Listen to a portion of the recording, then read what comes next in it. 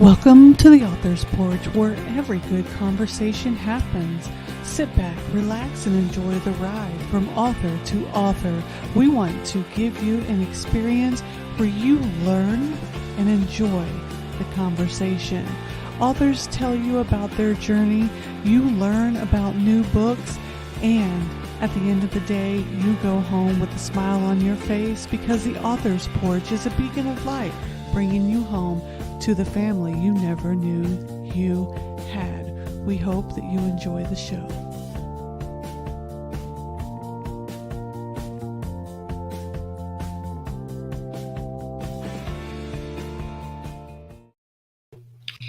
Hey everybody, welcome back. I know we were just here, but we are back. We're having a double header, and we had to because when you have two fantastic authors like we are able to talk to today, you just cannot not have this conversation. So welcome to the Author's Porch, where every great conversation happens, and it happens because we trusted Brendan and Vamsi at Master Talk to show us the power of effective communication. We also make sure we have a great cup of coffee from Third Day Coffee Seguin, a Christ-centered, veteran-owned coffee company. Today on the show, we have Harrison Taylor. How are you doing, Harrison? I'm doing great, CJ. Thank you for having me. Well, thank you for being here. I am super excited. I was telling you a little bit before the show. Well, a lot actually, because I was like rambling. Not at all. I get super excited to talk to people, especially when I look at their covers, read about their books, and I'm like, oh, that's one that has to be on my shelf, and I got to read it. So I want to give you guys a little bit about Harrison so you can get as excited as me. So Harrison Taylor is the author of the breakout novel, Those Who Hunt Wolves. Now, let me tell you, when you see the book cover, you got to go and check it out. And I'm going to put the link to the website here later, and you're going to hear about it. But when you see the cover, it's one of those that you just want to touch it and you want to have it on your shelf. And we were talking about that before we went live. But he started his career writing screenplays. It was after being told to tone down his stories due to resource constraints. We've all been there, right? We've all been told, oh, well, the money here, the money there, or just resources, people, stuff. Well, he was told to tone it down. He realized that his imagination has no boundaries. So from there, he switched and became a novelist. Harrison continues to practice his craft in his hometown of Raleigh, North Carolina, where he enjoys movies, books, skateboarding with his wife and 2 children. So Harrison, I think that's fantastic. You were like, okay, well, you want me to tone down? Well, how about I just have these wonderful novels and we're just going to take that cover and spice it up to the fact where everyone's going to be like, okay, well, now we want the movie. So, like, where do you get these ideas? I was totally fascinated. Well, thank you. I appreciate that. I think when you are first sitting down writing, you start with it kind of has to come through organically, and it kind of has to come from a place of, a little grain that becomes basically this big idea. So this book essentially started from a script that someone asked me to write back in college.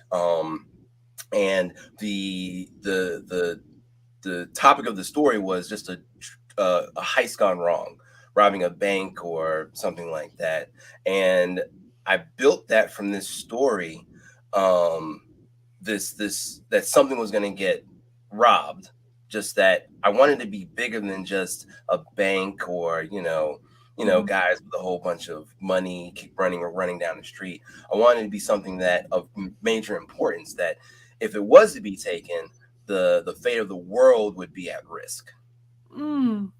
Like, if that doesn't just kick you in the kneecaps, I don't know what is. Like rob a bank, but the fate of the whole entire world is at risk because of it. Right. Exactly. Like, how do you intertwine that?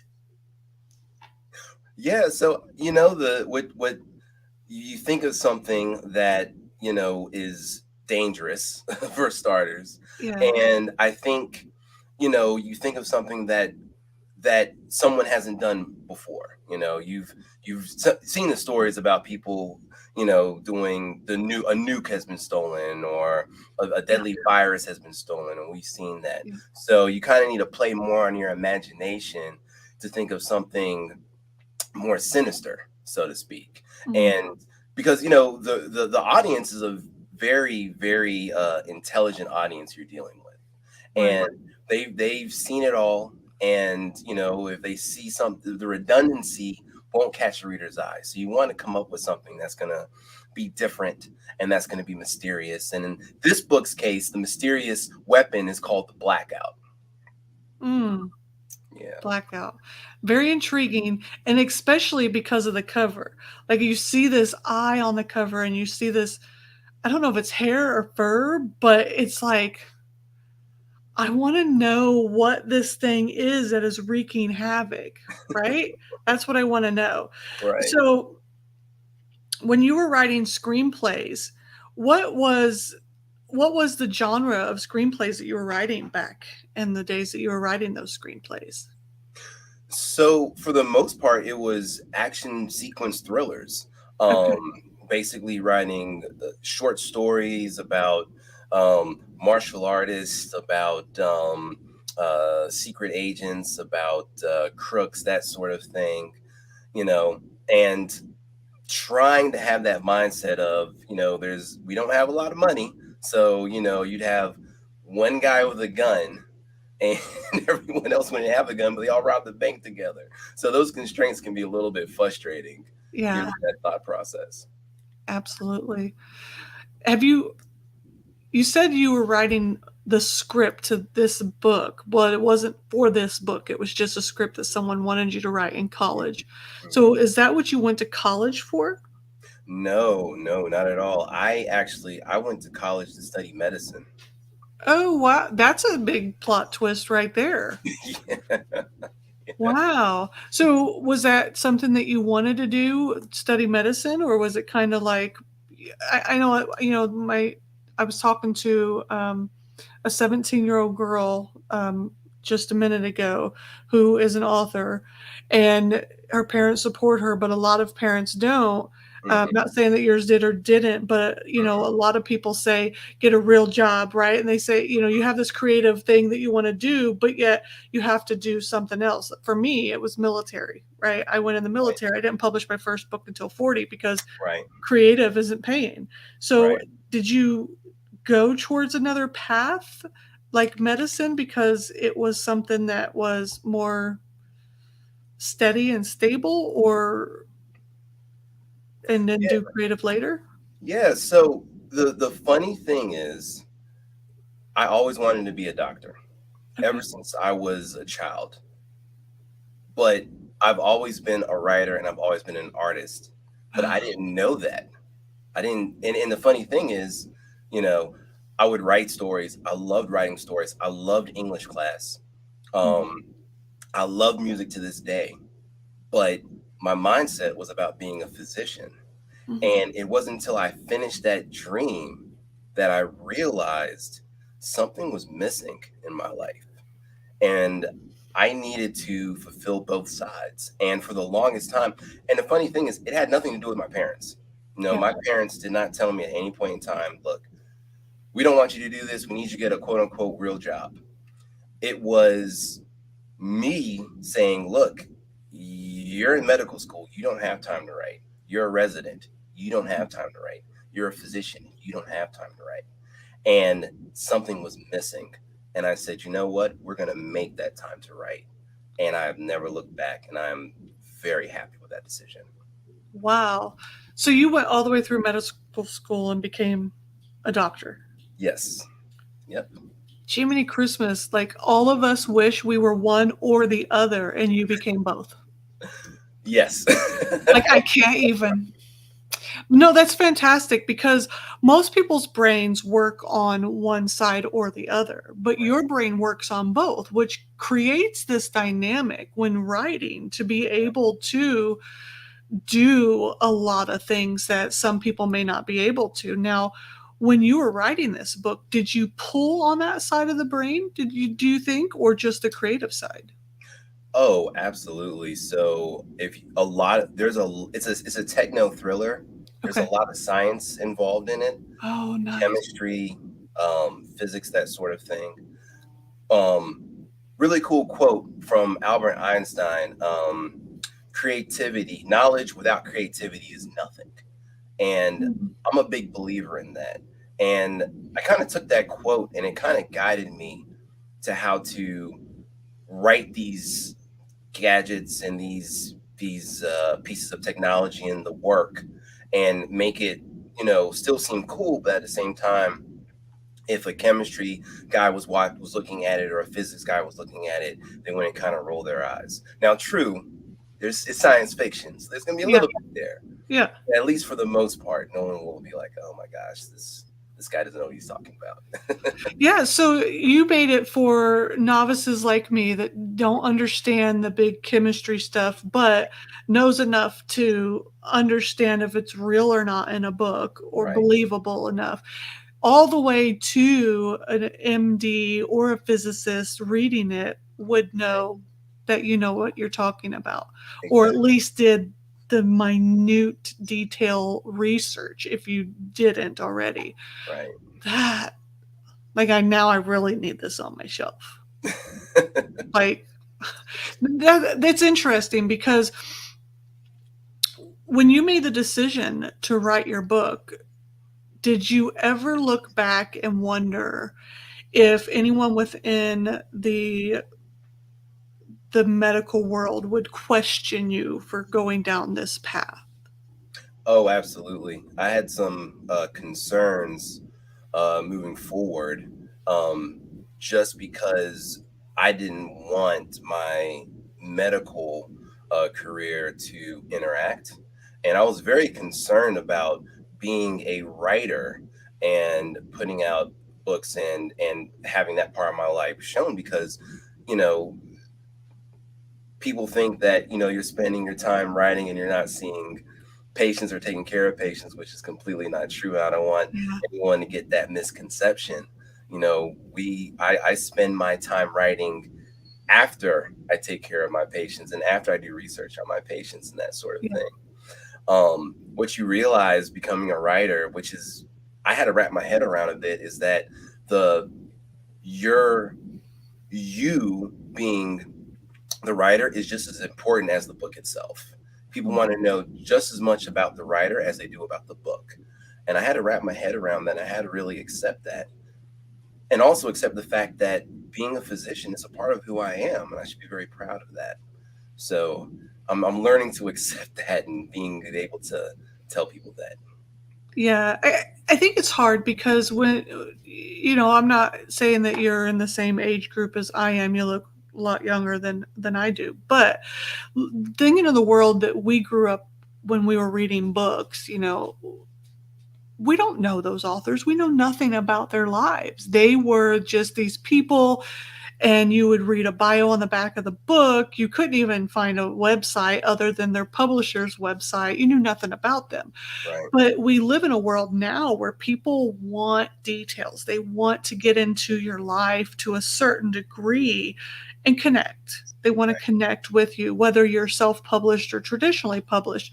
So I think being open to a certain extent, right? Now you don't have to share like your kids and your spouse and all that other stuff.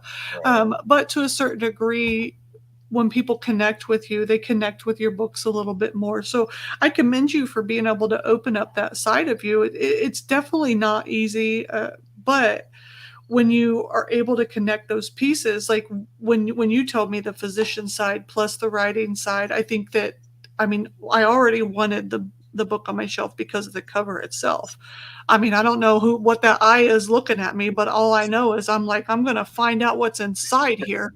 But then when I talked to you a little bit more, I was like, now there's no way it's not going to be on my shelf. Like if I have to walk to the store and get it myself, it's happening. But it's fascinating. So, how long did it take you to write that book? Is it something that took you longer, do you think, than other authors, or was it something that just poured out of you? I actually sat down to write this book my third year in training, so and I'm about a little bit less than 3 years out. So it took me about 5, 6 years to write, and Okay. that's because when you're in training, it's 24/7. So I had to chip away time on vacation and that sort of thing. And then Yeah. when I finished up, I had a little bit more time. Hopefully, the next book will take a lot less time, which it is. So you're already working on the next one? Yes, I am. Golly, I can't imagine. So, can you give us a little more insight inside those pages? I mean, we're all going to go read it, but can you give us a little more? We know there's a robbery. We know the world is depending on, or the world is at stake here. But is there any more insight that we can have just to intrigue some more of the readers? Yeah. So this book, like I said, it's a techno action thriller. It is about two secret agents named Shepard and Graham. They work for this covert organization called 7721. And this organization decides to shoot them down and leave them for dead. They survive the attempt in their lives, and they decide to go get their payback against 7721 by stealing this very secretive but very dangerous weapon called the blackout. And this is what then causes 7721 to send super soldiers after them, known as wolves, in addition to um, uh, these dangerous representatives of a corrupt world bank. And you have ex husbands and ex wives, and you have ex boyfriends and girlfriends. So just a melting pot of dangerousness, so to speak, that you don't want to miss. Man, there's a lot of drama. Yes, most definitely. Man, enough to keep you entertained from the front to the back cover. Yes, absolutely, absolutely. One of the things that I believe in is genre fluidity. Um, and by that, I mean, no piece of work is created in a bubble. When you look at a Western is going to have a little bit of drama, a little bit of action, a little bit of romance. Even when you look at a romance, it's going to have a little bit of action and suspense, could be a little bit thrilling. I feel like what we do in society a lot of times is label our art. And I don't feel like we should do that. I feel that the best work comes from an amalgam of all the different genres kind of put together. And the best works to me is like, I know it's a thriller, but it has a little bit of everything in there that I enjoy. And Yeah, that's what I try to do as a writer. yeah, I agree with you. I think that fitting inside, you can fit inside a bubble, but if you're only in here, Right. you miss so many other things. I Absolutely. think that you have to be able to explore Yep. as an artist. And when you explore, you just hit the tip of these great possibilities. Right. Yeah, Absolutely. that's so fascinating. So, what's your favorite part of writing? So I love the process. I love the day-to-day grind. I love the fact that when I set a goal of, okay, we're going to knock out 7 pages, and it seems insurmountable because you're looking at blank space, and then when you finish with that goal, you got 7 pages of 2 scenes from a story, and you're happy with it. I think that's very rewarding for me. Yeah. Now, I always have to ask people this because I just need verification that I'm not crazy. Hmm. Do you talk to your characters? All the time. Okay, good. I'm not nuts. I don't need, and a physician is saying that. I'm good. But like, and sometimes they switch up the entire storyline and then they blow your mind, right? Yes, yes. Did you have moments where your mind was blown during this story? You know what? The third draft, Uh-huh. I looked at this and I said, okay, this is good. This is good. Okay, did I really write this? Like you have those moments as a writer. And I definitely had those moments doing writing this book. And Yeah. that's rewarding as well. Yeah. Yeah, where you're like, no, you didn't. Oh my God, you did. You did. Why did you do me like that? Right, right. Uh, What did it feel like when you held the book? Are you holding the book right now? I am. I have it. Let us see that cover that is going to be on my shelf. Because, like, and then the title, "Those Who Hunt Wolves," and then yeah. So when you saw it for the first time and held it in your hands, what was that feeling like? I was very excited. I looked at the book and I said, "Man, yep, we did that, and this is something I need to enjoy, and I need to share it." And I celebrated it in the moment, and then I put the book up. I said, "Okay, let's do the next novel." You was just you, man. That I couldn't do that. Like I take a few moments and I have like I have a brief moment of sadness because it's like the Yeah, characters are gone. I'm like, oh, unless I'm doing a series, but I never work on the series right away because then it's like that one. Even though I'm doing a series, it's mhm, like I feel like they're gone for a while and I'm sad. right, right. Did you feel sad like that was over? Not really. Because I guess for me, I could always pick it up and read it again if I wanted to do that. And then, for this book, spoiler, I'm definitely going to do a series out of this. Okay. So I'll see these characters again. Sweet. Now, will you be taking them to the screen, do you think? Is it something that you can see on the screen one day? So absolutely, I my first love was, of course, movies and cinema. It Mhm. definitely paved my way into wanting to be a writer. Um, I would love to see this on the big screen someday. And as a writer, the way I write and the way I've developed my style as a writer is to try to give the reader an experience as if they're in a movie theater. I want them to sit down and be like, okay, this feels like a movie I'm Yeah. reading.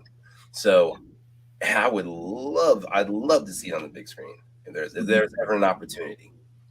Well, then when you see it on the big screen, and because of all the stuff that you've told me about the book, which I'll definitely see when I read it, Mhm. um, then it's gonna have to have a lofty budget, right? Because all thrillers and action adventure is. Then you can definitely say, now tell me to tone down my budget because it's making a lot of money. You're gonna wish you never told me to tone down my budget back then.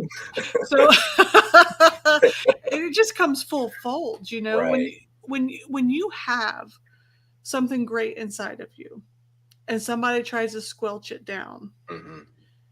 they can't, Right. and that's the beauty of art. Absolutely. Absolutely. Couldn't And agree I'm more with that. Yeah, Um, go ahead. the process to me, I feel like we live in this capitalist society where the focus is on success is on the basis of money. And so what ends up happening is that you gauge your work on, how much is made, how many movie deals you've made and that sort of thing. But, the process of being an artist, to me at least, it has nothing to do with success or fame, although, people do strive for that. It's about having this, God-given talent and being able to share it with the world. Mhm. Yeah. Yeah. That proverbial thumb no longer holds you down. You Right. create your own success by allowing what you hold inside of you to be seen. And Right. that's the beauty of art because Absolutely. it cannot be stopped. Most Yeah. definitely. Such a fascinating concept. And I think that more people should think that way because when they do, they gain their own freedom. Yep. Yeah. That was very eloquently put, by the way. Well, thank you. Every Yeah. once in a while, I try, and then I make a joke because I love to pretend that I'm funny, at least on camera. So let me ask you this: obviously, I mean, I could never have done what you do. I could not have been. I could not have went to medical school. I would have tried to be funny too much and got kicked out. And my brain just doesn't work that way. I'm severely squirrel brained and I go down too many different loops. I would have forgot a patient somewhere and literally been in jail probably. But through all of the things that you went through, going to medical school, writing your novel, and doing screenplays and stuff, you have a wealth of knowledge, and you know what it takes to be dedicated, obviously, because I think going through medical school is probably one of the hardest things a human being can do, because that's affecting someone's life. Yeah. What would be advice that you could give to another human that wants to write a book, that wants to break through, and no longer wants that proverbial thumb holding them back? Right. Simple. I'd say go for it. The bottom line is that, we're all put on this earth to live our lives and to live it to the fullest. And if you have a talent, if you have something in your heart that you want to share with the world, that you want to expose, that's something that you shouldn't take lightly. And you should definitely go for it, because, at the end of the day, once you realize you have that ability, the world is yours and no one can take that away from you. That's so true. Yeah. You have to go for what you want, not Yep, what other people tell you you should go for. absolutely. What's your newest project that you're currently working on? So I am working on a story about superheroes and villains from the point of view of the henchman. Okay. Yep. Yeah, we need that. There's always two sides, usually three, to every story, and we always hear about the superheroes, but we never hear about the other side. Exactly. Exactly. Cool. I like that. When is that one coming out? I don't know. Hopefully next year. That's the goal. The goal Yeah. is next year. Hmm. Okay. And where can people grab that book that you're currently holding in your hand? So you can grab this guy at Amazon.com. You can grab it on Ingram Sparks as well. Um, you can check it also out at metalroosterpublishinghouse.com. Okay. metalroosterpublishinghouse.com. Yep. Yep. We put those in the comments as well. So if anybody, wants to click, that's watching on YouTube or on Facebook, can click, and then later on in the week when we get it up on all the podcasting platforms, those who are listening can write it down. So Harrison, I've had a great time talking to you. Such insightful information, and that book will be on my shelf. I have I hope you enjoy it. Yeah, I don't want to give it the oho like we were saying, so I have to touch it. Yeah, because I've been crushing on it, because it's like this super cool design, and that eye's been looking at me, and I can't let that eye give me the oho either. So I'm gonna have it on my shelf. So, any last words that you want to share with your audience and your readers before we head out for the day and you enjoy your time there you're on the West Coast, right? East. You're on the East Coast. Oh my goodness, I thought you were on the West Coast. Okay, I'm in Central. I'm in Texas. Okay. That's probably why my personality is the way it is.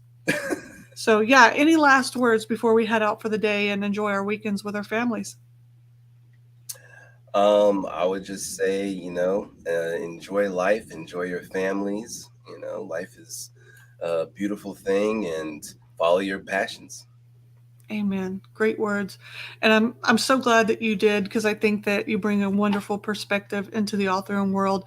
Thank you so much for being here today, Harrison. I know this won't be our last time that we talk. Guys, don't forget to come back each week and watch us either live or the podcast right here on Facebook. You can ask Siri or Alexa to play our latest episode.